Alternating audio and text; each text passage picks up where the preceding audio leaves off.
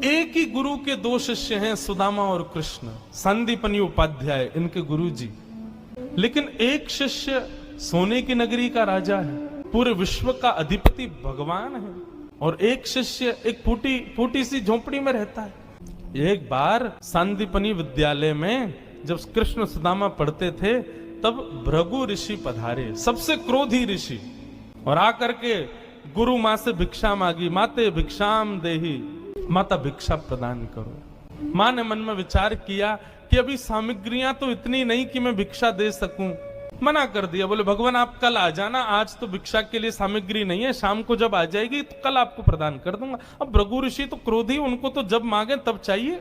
नेत्र बंद करके उन्होंने ध्यान लगा करके देखा, क्या इतनी बड़े गुरुकुल की रसोई में कुछ भी नहीं है। तभी उन्होंने पाया कि वन जाने वाले बालकों के लिए पोटली में मैया ने चने रख रखे हैं, कि जो बालक वन में जाएंगे पुष्प तोड़ के लाएंगे, लकड़ी तोड़ के लाएंगे, वो चने खा लेंगे वन में जाएंगे तो। उनके लिए चने रखे थे। भृगु ऋषि बोले बालकों की ज्यादा चिंता है, एक ऋषि द्वार पर आया उसकी चिंता नहीं है। थोड़ी दूर जाकर के अपने कमंडल के जल से श्रापित कर दिया, जो भी उन चनों को खाएगा वो लक्ष्मीहीन हो जाएगा, उसके जीवन से लक्ष्मी चली जाएगी, वो निर्धन हो जाएगा। जिस समय भृगु ऋषि श्राप दे रहे थे, सुदामा जी वहीं एक वृक्ष के पीछे बैठ करके कुछ पुष्प तोड़ रहे थे। जैसे ही श्राप दिया, सुदामा जी पहले तो चाहते थे कि मैं जाकर के ये संकेत कर दूं कि भाई उन चनों को मत खाना, उनको शाप लगा है। लेकिन तभी गुरुकुल जाते समय देखा कि सामने से अपने दोनों कमर पर पोटलियां बांध करके कृष्ण चले आ रहे हैं। सुदामा जी बोले लाला कहां जा रहे हो? बोले आज तोकू और मोकू वन में जावे की सेवा मिली है।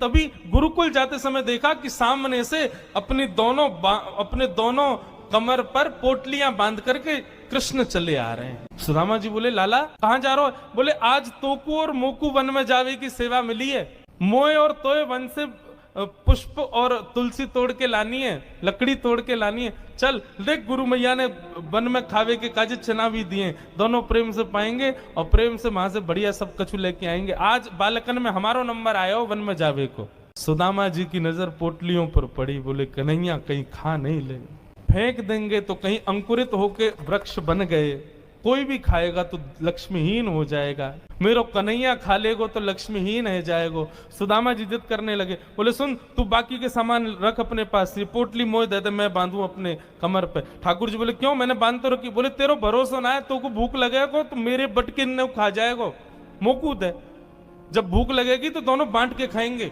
और जिद करके सुदामा जी ने दोनों पोटली अपने पास रख ली। वन में वृक्षों की लकड़ी तोड़ रहे हैं, पुष्प तोड़ रहे हैं, फल तोड़ रहे हैं। सुदामा जी मौका ढूंढ रहे हैं, कब मौका मिले मैं भागूं एकांत में चने खा लूं। तभी जोर की बारिश होने लगी।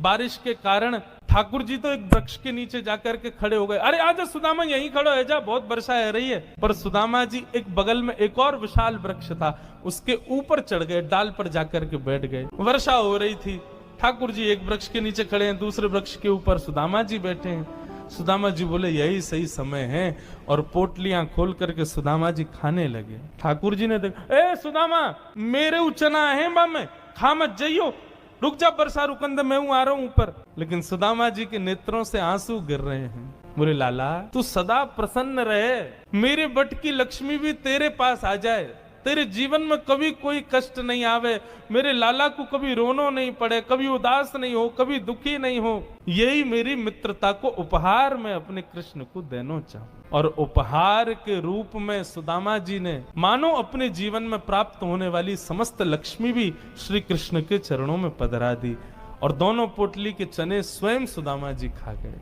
द्वारिकाधीश कृष्ण उस दिन तो सोच रहे थे कि सुदामा तूने एक बार भी विचार नहीं किया कि मेरे भी चने थे उसमें, पा गया। सुदामा जी क्षमा मांगने लगे, बोले माफ कर दे लाला, भूख ज्यादा लगी हमारे, खा गए हो। लेकिन वास्तविकता कौन जाने,